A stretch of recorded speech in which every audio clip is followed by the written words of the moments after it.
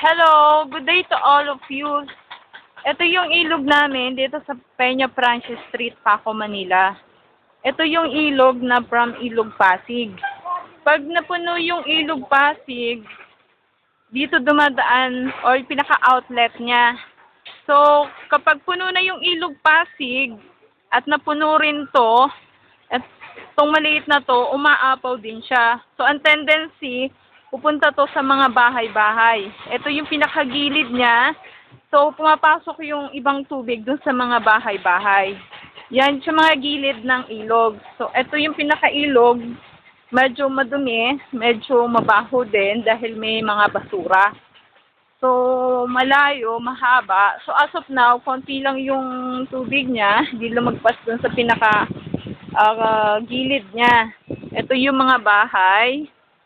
Yung mga bahay namin, yung iba napasok talaga ng tubig, especially nung bagyo ng Undoy. Kasi pinakawalan din yung tubig ng dam sa other part here in Manila.